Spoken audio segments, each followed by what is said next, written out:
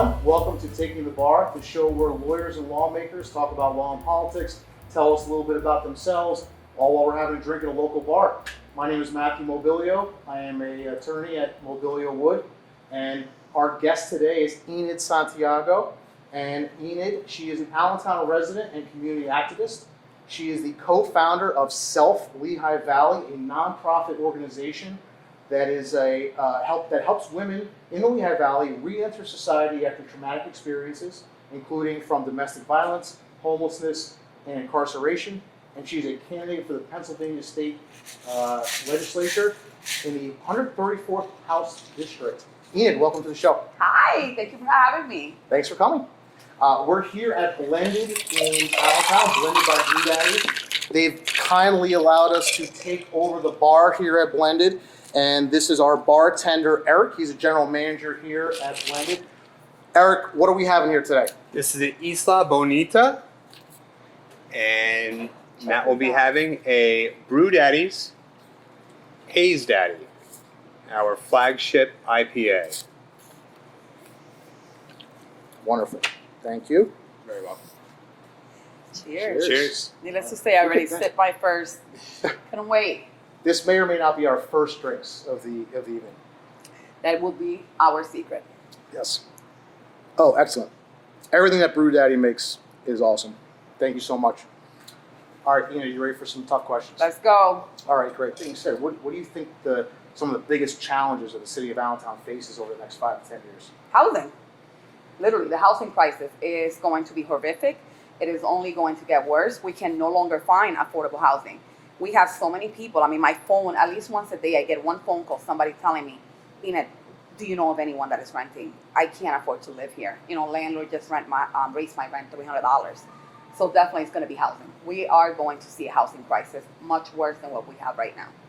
Now, with the latest round of stimulus dollars that came through COVID, Allentown saw a huge influx of, you probably know, how much money has come in through that. I think it was $56 million. And do you have any idea how that money is earmarked? I can't even tell you, right? We do know that Lehigh County had a lot of EREP funding to help people with their rent. However, you start dealing with, people don't know how to go to places. When they do apply, they don't get a call back for months. By the time that they get a call back, they're already evicted from their home. So definitely there was a lot of failures. The heart of the community, I guess, was not spoken with when decisions were being made. And it's something that we see really, really often. Somebody makes a decision, nobody thinks to speak to those that are being affected. It's a done decision, and then we start seeing literally what happens after that. And it's our community completely being shattered, ripped apart. Where would you like to see that money spent? We definitely need affordable housing in the city. We need to make that a focus. We also need to make sure that we're taking care of reentry or youth. There is no community center in the city. How do you have the third largest city in the state with no community center? So you need to invest in the community. You have to put that money right back in here. It can't be going to paying salaries or making up positions as you're going, yet you keep on talking about equity. You're not speaking to the people that are equitable facing the challenges here. You ran for the state rep position back in 2020. Obviously, the districts have changed, so it's not actually, I think it was the 22nd district back then. 22nd district, and Right. now it's cut all over the place. Right, right. But back then, when you ran in 2020, you knew at that time, as it's true in every election, that some of the biggest hurdles running for office is name recognition and being able to raise enough money to get your name out there and to get your message out there. Absolutely. And yet, in 2020, you came within 55 votes of unseating an incumbent in your own party, Democratic Party. So unseating an incumbent in the primary, an incumbent who outraised you 10 to 1. I believe you raised like $11,000, and he raised 10,000. 10,000. I'm sorry, and he raised $100,000. It was, I think it was 150 actually. Right. It was And even higher. That was Peter Schweier, who was in that position, is in the position now, raised $100,000 and had the support of unions, had the support of the Democratic Party, and yet you came within 55 votes. How did you do it? So I also didn't have name recognition back then, right? Nobody thought I was going to win this race. Nobody gave me a chance at all. But when you know the community that you're working with, when you're investing in people, they're going to trust you and they're going to believe in you. We're also forgetting that was in the midst of COVID. So we were in the middle of a pandemic that we never seen in our lifetime. And yet we were still going out and checking on the community. My campaign turned from campaigning to literally social services. It went from we are knocking on doors for signatures to we are dropping off plates of food to people that were just randomly sending a message. The food bank closing it. I don't know what to do. So we knew what to do. We were using our social media and we would just go ahead. Who could donate, blah, blah, blah, blah. All of a sudden, somebody was giving over here to take care of that person over there. And we made it a community effort. That campaign ended up seeing the highest voter turnout in the history of the 22nd District primary. An area that I heard forever, your community doesn't come out and vote. Well, they came out, and they came out in record numbers. And we were this close to getting it. See you next time. Well, speaking of that election, I mean, there was no shortage of controversy surrounding that election. It was a tough one. One of the most important things that came out of the election, I think, is that we saw Lehigh Valley saw the first ever prosecution of a judge of electors for falsifying a ballot. And this individual falsified numerous ballots in favor of your opponent. And that person was prosecuted. I think they ended up accepting like an ARD. ARD and admitted to tampering with at least 50 votes. We were short by 55. Right. So, were you cheated out of that election? I wasn't cheated out of the election. The entire city of Allentown was cheated of an election. The community came out. They came out in numbers. They spoke. Voters were out here. I mean, it was a pandemic. And people were out here making lines at the polling locations. We were getting phone calls. Can you pick me up? I'm never going to forget. They picked somebody up that had a knee replacement 3 days earlier. They literally had to carry the lady because she could not miss voting for Enid Santiago. She believed that much that we were going to affect change. And yeah, not just me, the entire community. I mean, they still talk about that. So now when I'm knocking on doors this time around, they know who Enid Santiago is. They're more eager than ever. There is no, here's my lit, let me tell you what I want to. They know what I want to do. I don't need to do anything. I knock on the door and they're like, oh my God, Enid! It's almost like your family is ready to sign whatever you give them because they're seeing a second chance. They're seeing you not giving up. So yeah, no, that race, I would never say that I lost because I didn't. That was taken.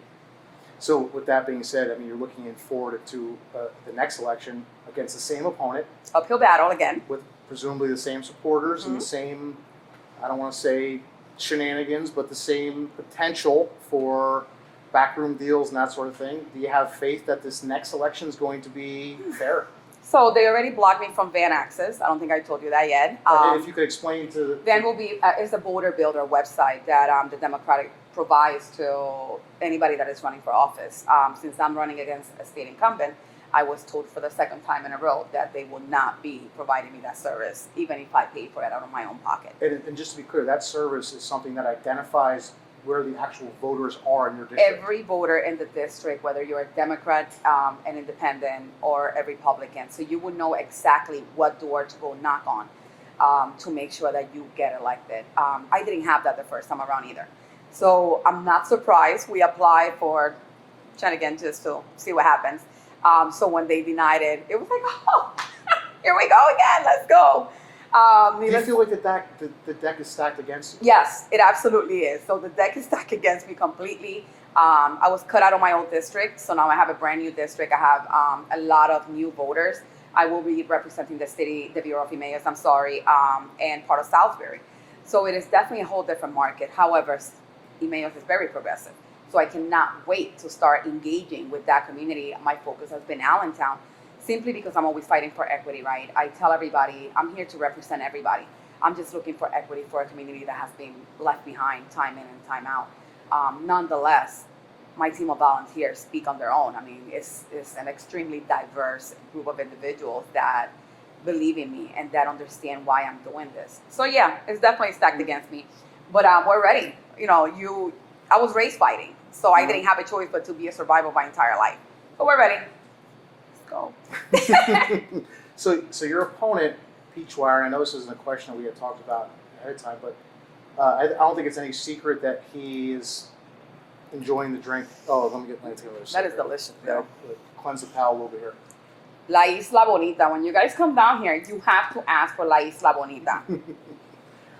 So, your opponent, Pete Schweier, I don't think it's any secret that he is friendly with Pat Brown, who is this senator, state senator, a Republican state senator that represents much of downtown Allen, the Allentown district. For now. And for now. And when the new district map came out, it was not, I don't think anyone was surprised to see that they carved out a nice little spot for Senator Pat Brown so that he would not have to fight a difficult battle. And do you think that there was politics at play with the way the new district map was drawn, considering the fact that the new areas that are brought into your district and Peter Schweier's district are predominantly white districts? So it is not a secret. All you have to do is look at the maps, right, in the entire state. They don't look bad. I mean, they really did a great job, I would even dare say, as a whole in the entire state of Pennsylvania. Then you take a look at Lehigh Valley, and all of a sudden you're like, well, what happened here? You know, they did such a great job over here. What happened to this area? Just like Reading, you know, it's like, what happened here? How did you go from doing this amazing job here to, what is this? The maps were drawn to save incumbents. I said it before. I actually testified at the redistricting hearing. And I will say it again. They were completely drawn to save the incumbents, make sure that they were safely taken care of, and make it inequitable for anyone else that is coming out here, especially somebody of color, right? I'm a gay woman. I am Boricua, brown. I have an accent. I don't have money. If you know me, you'll find out how difficult it is for me to fundraise because my entire life is giving. So when you give so much, to ask, it's almost like it don't even come out of my mouth. So definitely it was drawn to save the incumbents. However, the incumbents never expect people like me to show up and not give up. Like, we're here, we're not going away, and we're gonna keep fighting. We're gonna fight now. We have multiple Latinos running right now. We didn't have anyone of color until Friday that had announced. So yeah, we're gonna keep showing up for this incumbents, and they're gonna learn at some point or another that their time is up, right? And that's with anyone. As you keep growing, times change and the mentality changes. You have to learn how to get off from those seats and allow someone with a brand new mentality to come in that's seeing everything different. I don't know why that's so hard for some people, but I'm not planning on ever running for the state house for the next 15 years of my life. I'm hoping that I get elected. I could do 2-3 terms, and once I find someone that is able to just take over, kind of guide them and train them into what it is, and then help them go ahead and move on. Well, speaking of a shift and new folks in office, we have the mayor of Allentown, Matt Turk, is the first, I believe, Spanish-speaking mayor that the city has ever seen. My question to you, I guess, is that enough? Is it enough to have someone who can have the ability to reach out to the Hispanic community in office in that position, or is he going to have to do a lot more to get the Latino Hispanic community on board? Definitely speaking Spanish alone is not enough. And I won't speak negative of Mayor Turk only because he's been there 3 months. So I don't think it's long enough for us to see significant changes. However, I do feel comfortable to start seeing stuff coming out in English and Spanish. We never had that before. They are trying to put together a Latino leadership coalition or something in that regards. So I am seeing some changes. Do we need to see a lot more? We all know that. So it's like, it's been 3 months. Let's not bash too much. Let's see what we have moving forward. We'll give you the benefit of the doubt for now, and we'll see what's going to happen within the next 3 months. That's 6 months in. And then we could go ahead and talk about your first 6 months here. This is what we expected. This is what we got. Enid, thank you so much for coming. Thank you. Before we go, obviously you're running for State House. State House, okay. 134th. Okay, so please tell us, do you have, please, you could talk about your website, about a cause that you have other than self, or you can talk about self, whatever you want. Now's your time to pitch whatever you want to pitch. All right, so I'm going to give you 2, right? I'm definitely going to talk to you about Self Women's Reentry. Self Women's Reentry is, I'm the co-founder, it's our nonprofit. We help women coming home from incarceration or anyone dealing with traumatic experiences. fire victims, domestic violence survivors. We help those that the system turns away. A lot of people don't know that larger organizations, you have to have a police report and a restraining order in order for them to assist you. You don't get that until the 7th time that you leave your abuser. So what do you do those other times? And that's what we do. We step in and make sure that our ladies are safe. So if you want to donate to that cause, it's right here in the city of Allentown. We're fully invested. 100% of your donations go right back out. selflvwomensreentry.org, selflvwomensreentry.org. Check it out. And now, my campaign, EnidSantiago.com. Shout out to the gentleman that got it going this morning. You know who you are. I'm going to leave the name out just in case. Help us get this done. We are going to affect true change. I ask you to give me a chance. Meet me. Request an interview. I don't turn anyone down. You're going to get me 100% of the time. Don't mind the hair. I was out there collecting signatures for 6 hours today, and the wind was crazy. But thank you so much, Matt, for giving me a shot. I appreciate you. Yeah, my pleasure. Thank you so much. Thank you to Enid Santiago for coming, your next state representative. Thank you to Blended by Bru Daddy as an Eric General Manager. Blended by Bru Daddies is the place to go if you're going to a Phantoms game or anything at the PP&L Center. Amazing sliders, amazing drinks. Come and get some. Thank you so much. Remember, be safe, don't drink and drive, and always tip your bartender. Thank you.